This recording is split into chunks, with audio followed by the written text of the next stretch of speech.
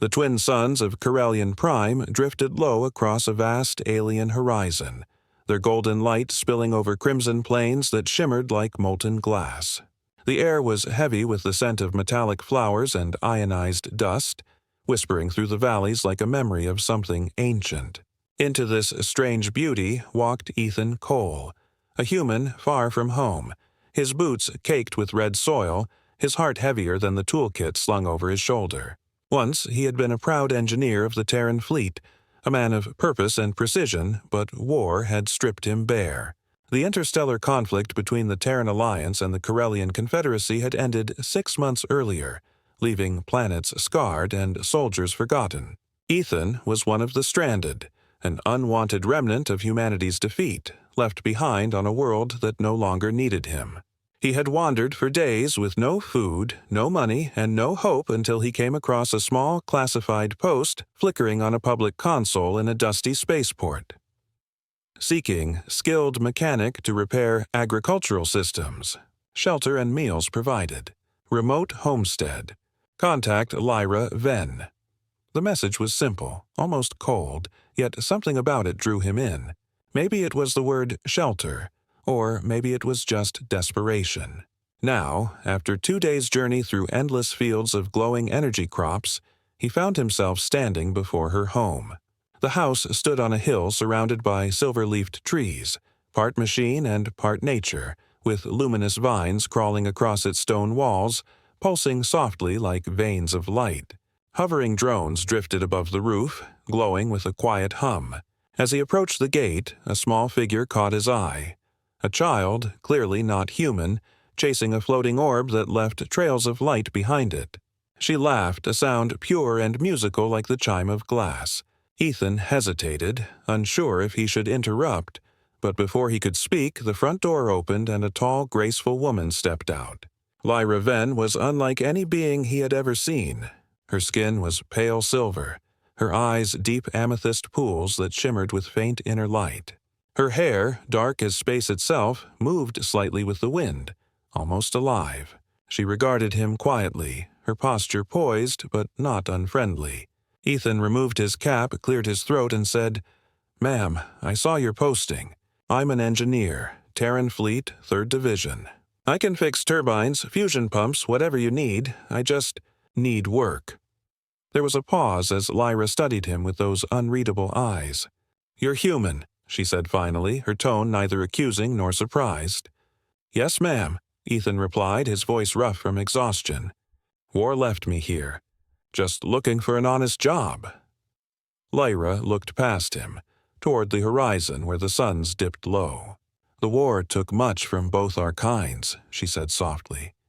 "It left holes in more than just cities." Ethan said nothing. He had learned that silence was safer than apology. After a moment, Lyra's gaze returned to him, steady and searching. "I don't need a worker," she said quietly. Ethan frowned in confusion. "Then why post the job?" Her answer came like a whisper.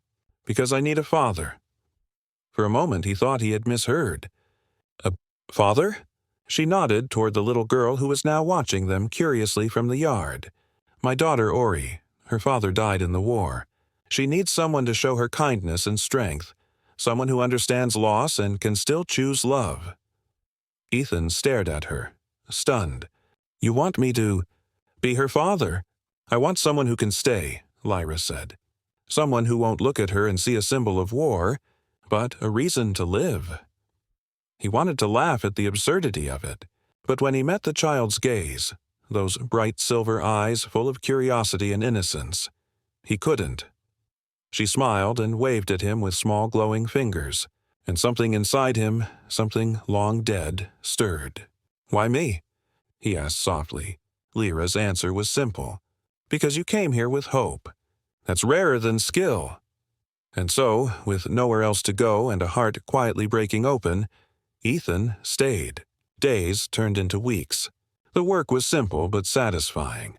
He repaired damaged irrigation drones, rebuilt plasma engines that powered the harvesters, and restored the cracked solar conduits that lined the fields.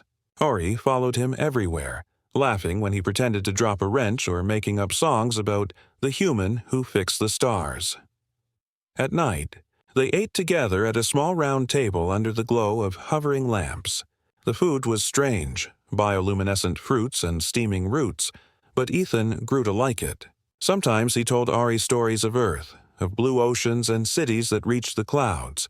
She would listen wide-eyed, asking if the oceans really smelled like salt and if the sky ever had two suns. Lyra listened too, silently, often smiling when she thought he wasn't looking. Slowly, the silence between them became comfortable. One evening, while fixing a turbine, Ethan noticed Auri struggling to lift a toolbox half her size. "Careful, little one, you'll hurt yourself," he said.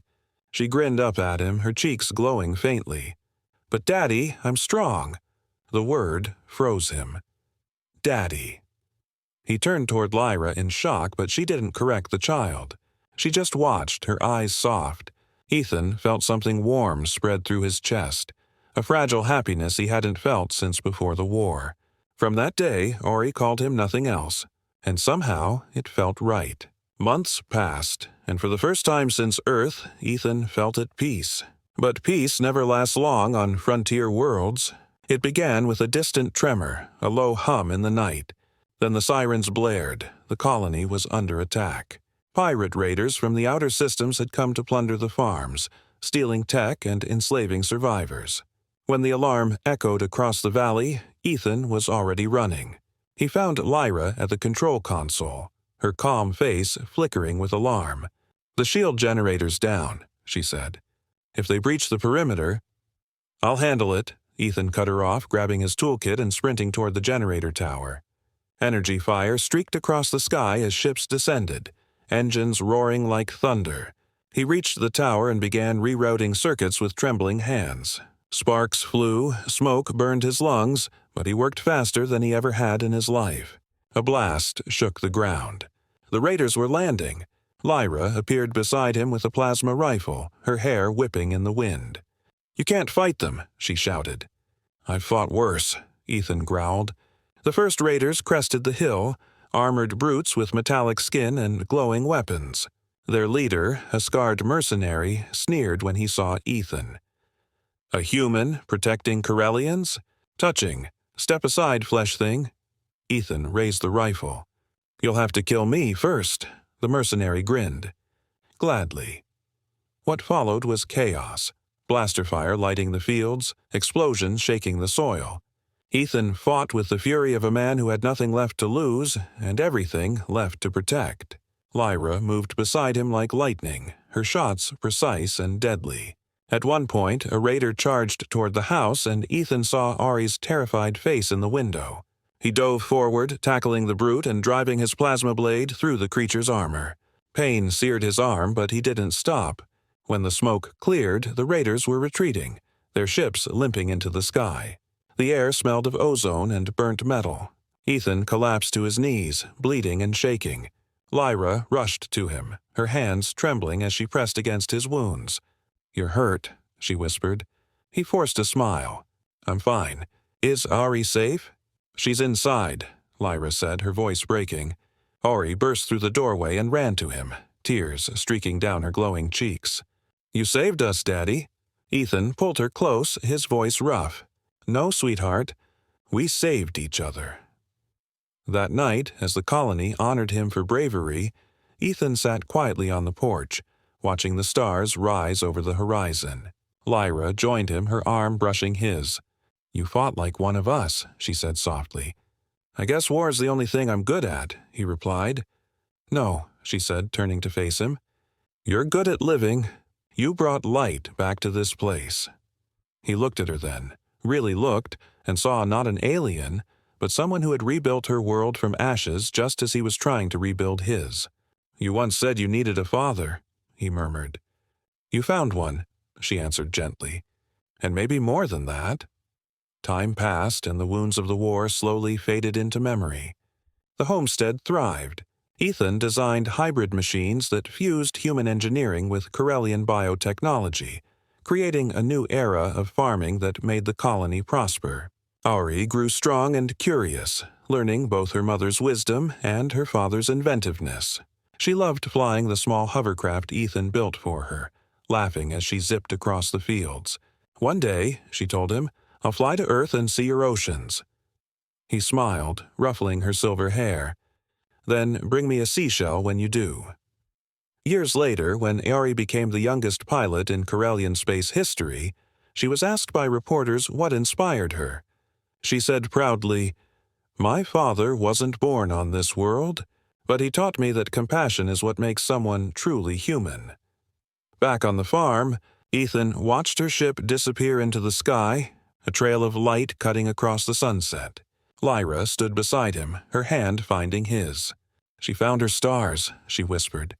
He smiled softly, his heart full. Just like her father did, the tea,